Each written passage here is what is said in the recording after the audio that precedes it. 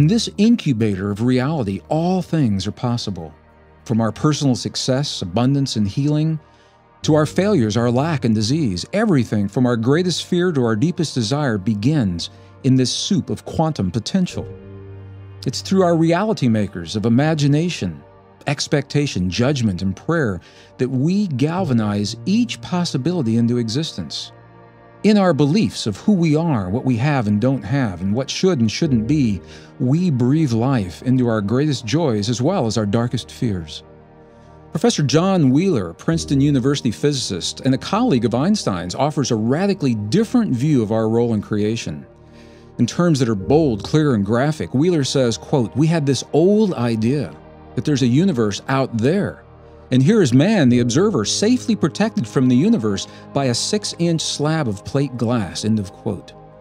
Referring to late 20th century experiments that show us how simply looking at something changes that something.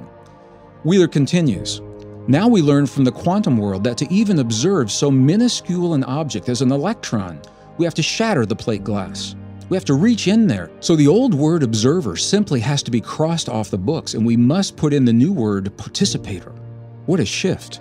In a radically different interpretation of our relationship to the world around us, Wheeler is stating it's impossible for us to simply watch the world happen around us.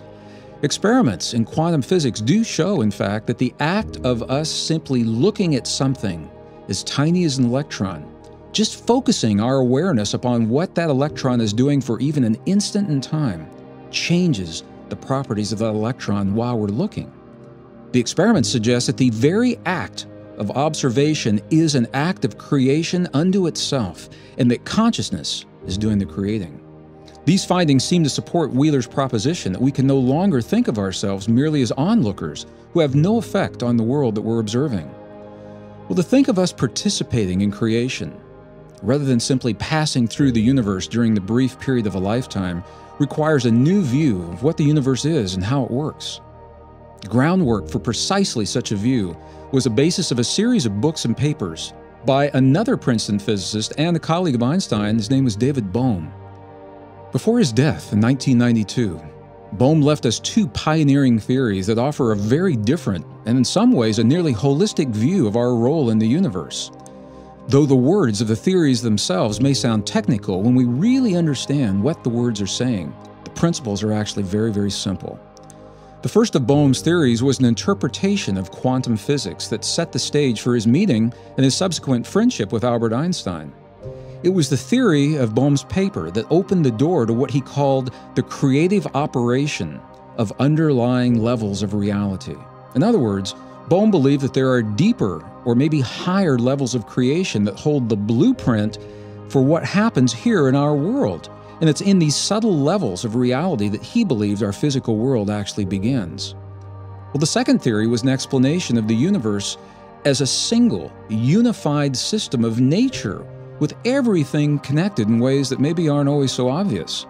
In this paradigm-shifting work, Bohm believed that if we could see the universe in its entirety from a greater vantage point of somewhere other than this earth, that the things in our world, in fact, appear as what he called a projection of the things that are really happening in another realm, one that we simply can't see. He viewed both the seen as well as the unseen worlds as expressions of this greater, more universal order, and to distinguish between these two realms, he called them the implicate and the explicate order. The things that we can see and touch and that appear separate in our world, like rocks, oceans, forests, animals, and people, these are examples of his explicate order of creation. As separate as they may appear from one another, however, Bohm suggested that they're actually linked in the deeper reality in ways that we simply can't see from our place in creation. Bohm saw all of the things that look separate to us as part of a greater wholeness, and he called that wholeness the implicate order. So to describe the difference between Bohm's implicate and explicate order, he gave the analogy of a flowing stream of water. Using the different ways that we can see water flowing in the stream as a metaphor, he described the illusion of separateness. Quote, "On this stream, we may see an ever-changing pattern of vortices and ripples and waves and splashes, which evidently have no independent existence." End of quote. In other words, although the water's disturbances may look separate to us, Bohm viewed them as intimately linked and deeply, deeply connected to one another. They're all part of the same water. Well, Bohm used examples such as this to describe his sense that our universe and everything in it, including us, may in fact be part of a grand cosmic pattern where everything is evenly shared by all other portions. When he summarized this unified view of nature, he simply stated, quote, "We must learn to view everything as part of an undivided wholeness in flowing movement." Well, it was in the 1970s that Bohm offered an even clearer metaphor to describe how the universe may be thought of as a distributed yet undivided whole. Reflecting on the interrelated nature of creation, he became more convinced than ever that the universe works like a great cosmic hologram. And in the hologram, every fragment of a something contains the entire something, only on a smaller scale. It's a very, very simple idea. So from Bohm's perspective, what we see as our world in totality is actually the holographic projection of something even more real that's happening at a deeper level of creation. And it's this deeper level, this implicate level, is where all things begin. Well, the simplicity of the human body offers a beautiful example of just how a hologram works, and one that's already familiar to us, because the DNA from anywhere in our body will contain all of our genetic code, the entire pattern of our DNA for the rest of the body, no matter where that DNA comes from.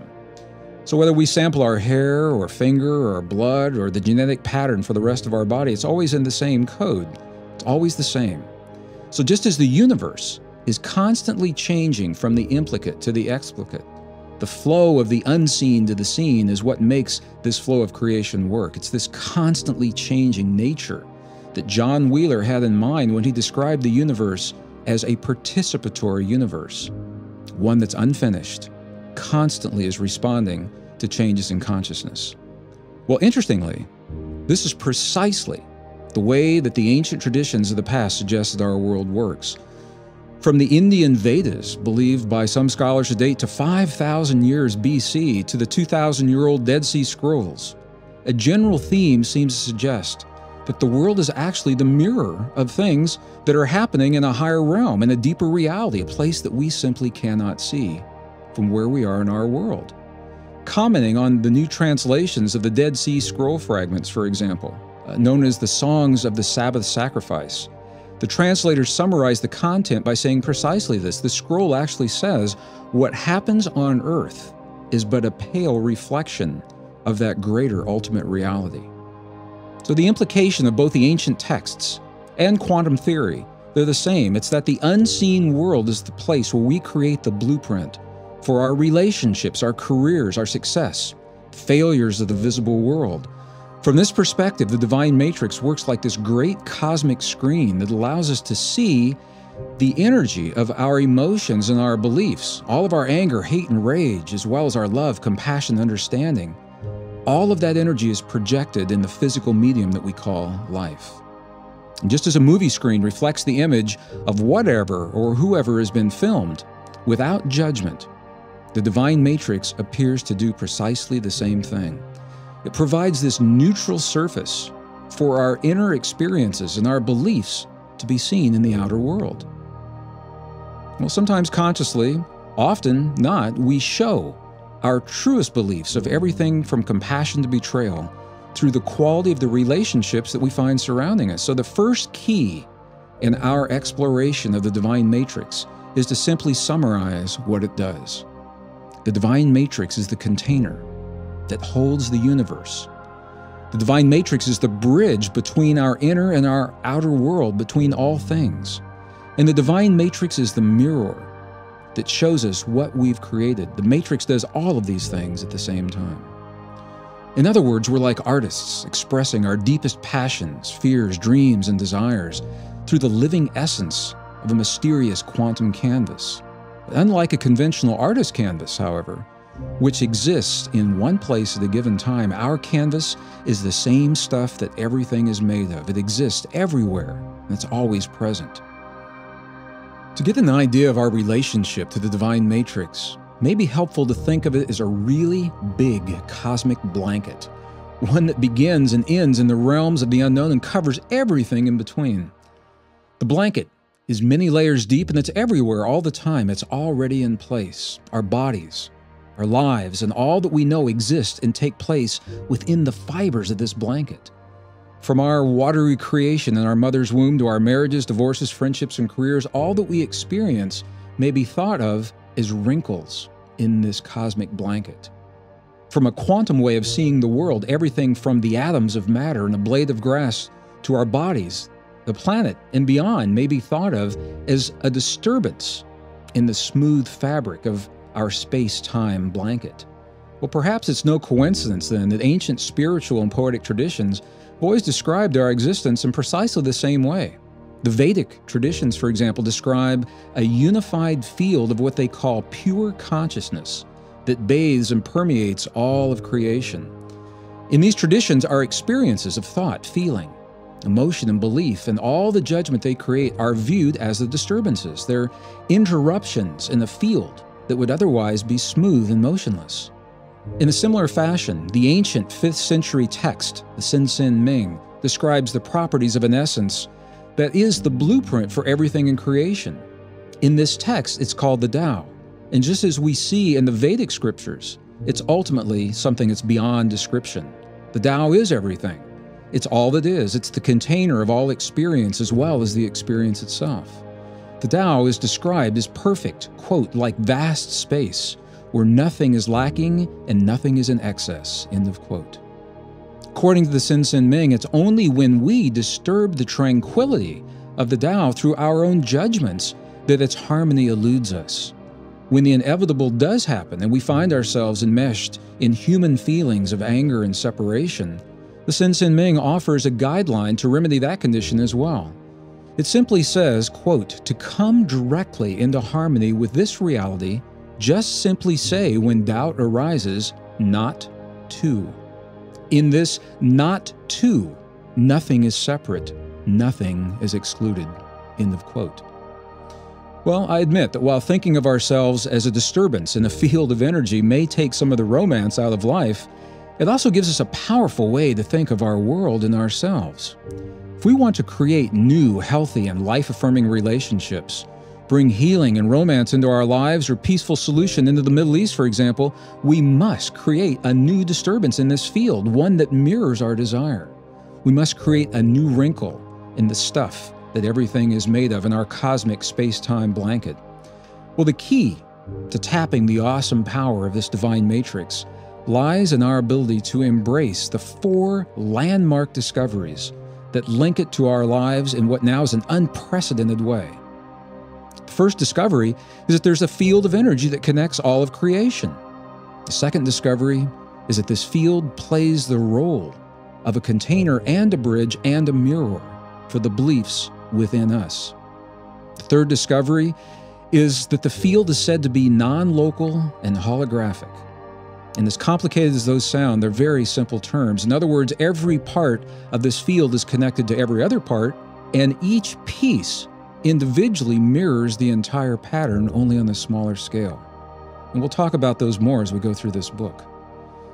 The fourth discovery is that we communicate with this field, with this divine matrix, through a language that each of us already has. We're born with this language. We've had it since the moment we took our first breath in this world. It's the language of feeling and belief and emotion. Experiences that are thought to be unique only to us as humans. But we now recognize that it is our ability to embrace and apply these 4 discoveries that determine everything from our healing to our success.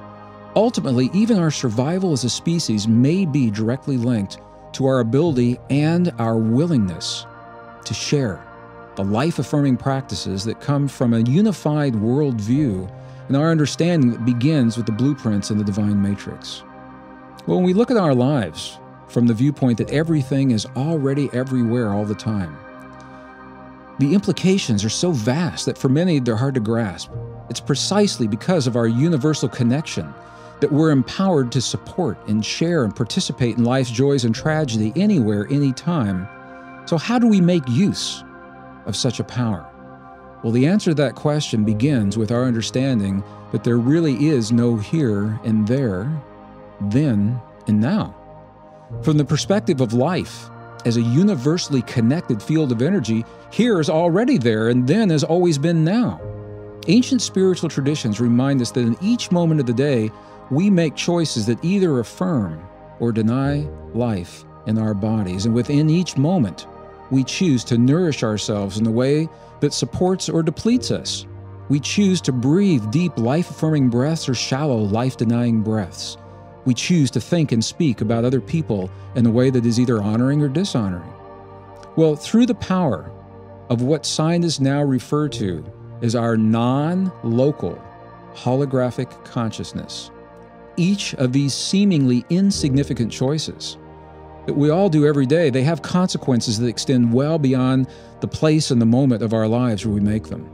Our individual choices combine to become our collective reality, and this is what makes these discoveries both exciting and for some people a little frightening. Through these understandings, we see why our good wishes, thoughts, and prayers are already at their destination. We see that we're not limited by our bodies or the laws of physics, at least the way we understand those laws today. We see how we can support our loved ones anywhere in the world, from the battlefields of Iraq to a boardroom halfway across the city without ever leaving our home. We see that it is possible to heal ourselves and others instantaneously, and it is possible to see across space and time without ever opening our eyes. This is our relationship to the divine matrix. We're given the power to imagine, to dream, to feel life's possibilities from within the matrix itself, so it can reflect back to us what we have created. Both ancient traditions and modern science now describe how this cosmic mirror works. Admittedly, while these studies may solve some mysteries of creation, they also open the door to even deeper questions of our existence.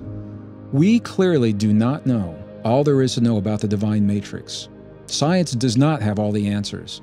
In all honesty, scientists don't even know for sure where this matrix comes from or how it originated. What we do know, however, is that we could study it for another 100 years and still not have all those answers. We know that the divine matrix is real, it exists, and because it's real, we may tap its creative power through the language of our emotions. And in that certainty, we can apply what we know in a way that's useful and meaningful in our lives. And when we do so, our connection to one another and all things can't be denied. And it's in light of this connection that we may realize just how powerful we really are in this world. From the place of strength that such a realization offers, we have the opportunity to become more peaceful and compassionate beings, to actively work and create a world that mirrors those qualities and more. Through the divine matrix, we have the opportunity to focus these attributes in our lives, applying them as our inner technology of feeling, imagination, and dreams. And when we do, we tap the true essence of the power to change our lives and change our world. It's you whose life bridges the reality of our past with the hope of our future. It's you who is being asked to forgive and find compassion in a world that's absolutely reeling from the scars of hurt and judgment and fear. The key to surviving our time in history is to create a new way of thinking about ourselves, and to do so while we're still living in the conditions that threaten our very existence.